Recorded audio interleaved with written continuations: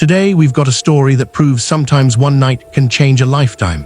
Imagine a lone cowboy living in the harsh mountains, and then an Apache woman shows up at his doorstep during a raging snowstorm. He tells her she can stay just one night. What happens next is nothing short of unforgettable. Before we dive in, make sure to hit that subscribe button, give this video a thumbs up, and share it with your friends. Comment below what you would do if you were in his shoes. Let's get started. The wind howled across the empty stretch of high desert as the lone cabin stood firm against the rising dusk. Inside, Jacob Turner set another log on the fire, his shoulders heavy with the familiar weight of solitude. 11 years alone made silence feel like an old companion, steady and predictable. But on that night, as the storm thickened, he heard something he wasn't expecting, 3 soft knocks at the door. At first, he thought the wind was playing tricks on him. But when the knocking came again, fainter yet urgent, Jacob reached for his lantern and stepped toward the door. When he opened it, the cold rushed in like a living thing, biting and sharp. But what struck him wasn't the storm, it was the woman standing on his porch. Soaked, shivering, exhausted, her long dark hair hung in wet strands across her face. She was Apache, her traditional dress torn at the hem, her breath trembling in the icy air.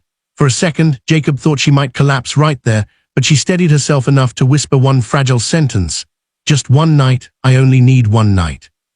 Jacob had spent over a decade trying to keep distance between himself and the world, but something in her voice, fear, desperation, maybe both, cut through him.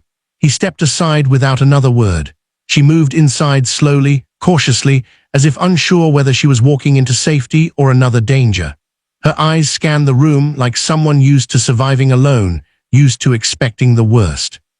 Jacob handed her a blanket and tended the fire, trying not to stare, yet unable to ignore the deep exhaustion carved into her face.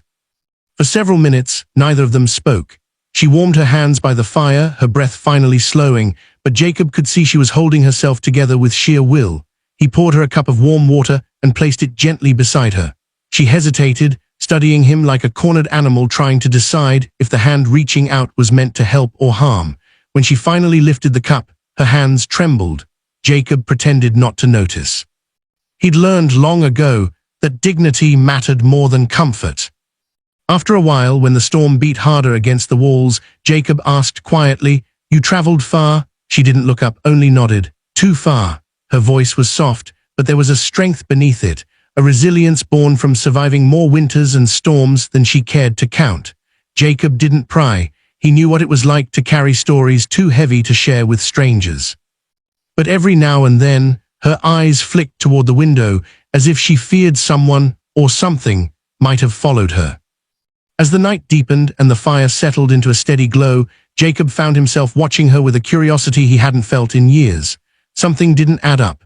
Her dress wasn't only torn, it was scorched at the edge, as if she'd escaped fire.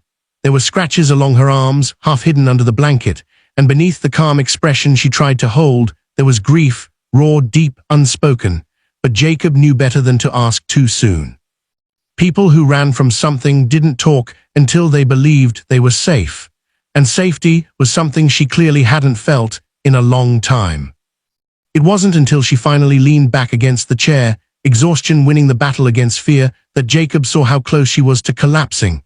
He grabbed another blanket and draped it over her shoulders. She looked up, surprised by the unexpected gentleness. "You can rest," he said softly. "The storm won't let anyone track you tonight." Her eyes widened, caught between relief and alarm. She hadn't told him she was being followed. She hadn't said a word about running. But he'd seen enough signs, read enough expressions, to understand the truth. The fire crackled as the silence stretched between them, not uncomfortable, but heavy with unspoken realities. She closed her eyes for a moment, and Jacob wondered when she had last slept somewhere warm, somewhere safe.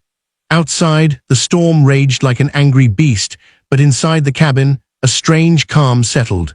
He didn't know her name, she didn't know his.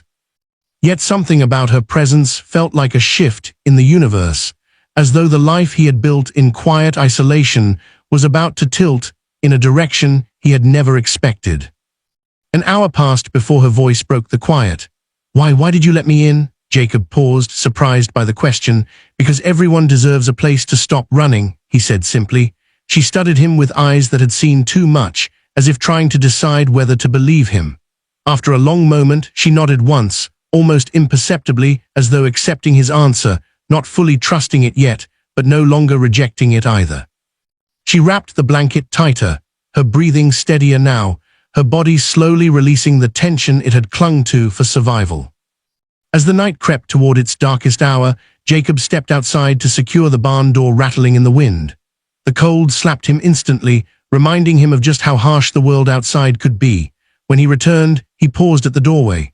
She had fallen asleep in the chair, head tilted slightly, the fire painting a soft glow across her face. For the first time, he noticed the faint traces of tears dried on her cheeks. Jacob stood there longer than he meant to, a strange feeling settling over him, protective, unfamiliar, and deeper than simple concern. He didn't know it yet, but that night was the beginning of something that neither of them would ever forget. Morning came slow and pale, the storm reduced to icy drizzle. Jacob awoke to find her still asleep, the blanket wrapped around her shoulders, and the faint smell of wet pine lingering in the cabin. He brewed coffee and sat quietly, letting the warmth fill the room while he watched her chest rise and fall with steady breaths. There was a softness in her vulnerability that unsettled him. He hadn't realized how empty his years had been, how he had survived without warmth beyond the fire, without trust beyond the walls he built around himself. When she finally stirred, she rubbed her eyes and gave a small, cautious smile. "Morning," she whispered. Her voice had a musical quality despite its weariness. Jacob offered her a cup of coffee. She accepted, hands trembling slightly. Silence stretched again, but this time it wasn't tension, it was recognition, a shared acknowledgement that both had survived the night. The cabin, which had felt constrictive and lonely, now held the strange pulse of life that only comes when two paths converge unexpectedly. Days turned into a week. Jacob had agreed to let her stay one night, yet one night became many. Taya, as she had introduced herself, proved herself useful without a word of complaint. She tended the fire, cooked simple meals, and repaired small tools and fabrics around the cabin. She moved with a quiet efficiency that reminded Jacob of the Apache warriors he had heard about in stories, resilient, resourceful, untamed. Yet behind her calm demeanor, he sensed unhealed scars, experiences that had hardened her in ways he couldn't imagine, and he respected that distance. Their communication grew, piece by piece, through gestures, broken English, and long silences that spoke louder than words. Taya told him little of her past at first. She spoke of rivers, mountains, and places far away, yet avoided recounting the violence or loss she had endured. Jacob never pressed. He had learned that the heart can only open when it's ready. Instead, he shared stories of the ranch, of seasons and storms, of a life shaped by isolation. Their exchanges were slow but genuine, and Jacob noticed something he hadn't felt in over a decade, hope stirring faintly, like embers beneath a bed of ashes.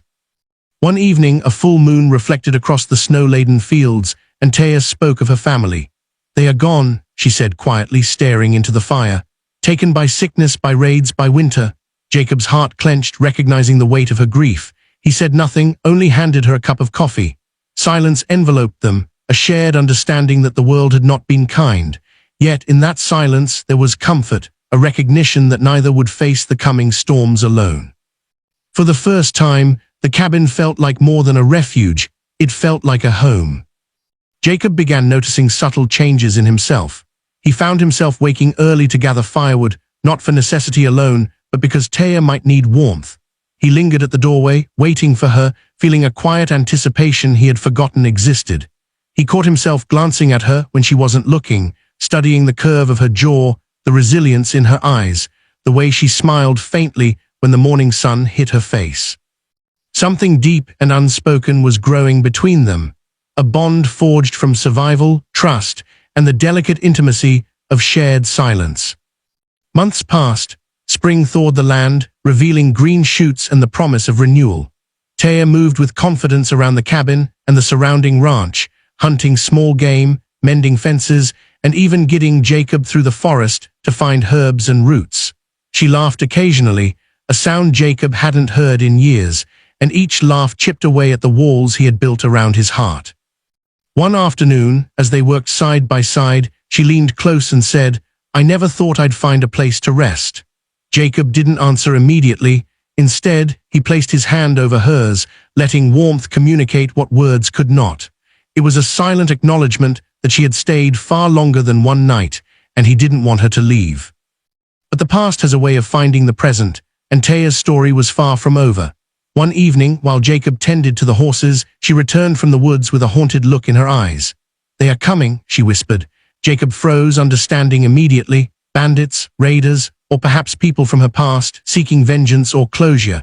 He quickly moved to gather weapons and secure the perimeter. Taya's hands trembled, not from fear, but from the memory of battles she had survived. Jacob realized that their bond had grown in safety, but the world outside still held threats neither could ignore. The danger passed silently, but the incident changed them. Taya opened up more about her past, recounting her journey, the losses, the betrayals, and the moments when hope seemed impossible. Jacob listened, offering no judgment, only presence. He understood that survival wasn't just about enduring storms or wolves or snow. It was about carrying pain and finding someone willing to shoulder it alongside you. By the time she finished her story, the night had deepened, yet neither felt weary. Instead, a sense of mutual respect and understanding cemented their connection more firmly than words ever could. Time continued to unfold. Seasons changed, snow returned, and then melted again. Jacob and Taya grew inseparable. She taught him to track animals more effectively, to listen to the subtle sounds of the forest, to find water in hidden springs. He taught her about the land he called home, the rhythms of ranch life, and the small joys of a solitary existence shared with another. Slowly, the cabin became a sanctuary not just from the elements, but from past pains and loneliness. Together they created a rhythm, a partnership born not out of convenience, but of trust, resilience, and an unspoken love that neither had dared to name until it became undeniable. The moment that changed everything came quietly one evening. Taya prepared dinner, the aroma of roasted venison filling the cabin, while Jacob cleaned the rifle by the fire. She glanced at him and smiled, a small but genuine expression that carried the weight of months of survival, trust, and companionship. Jacob put down the rifle and took her hands in his. "You were only supposed to stay one night," he said softly, voice almost breaking. Taya laughed, shaking her head. "And yet I never left." Their eyes met, and in that silent exchange, both understood that one night had turned into forever. Years later, the cabin stood much the same, weathered but steadfast, surrounded by fields that bore witness to the passage of time.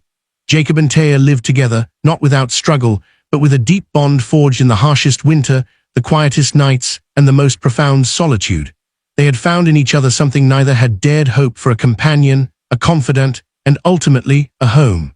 The storm that had brought Taya to his door had been just the beginning. What followed was life itself, unpredictable, unforgiving, yet immeasurably beautiful. And as the sun set over the mountains, their shadows mingled in a single, unbroken silhouette, proof that love, when it arrives unexpectedly, refuses to leave.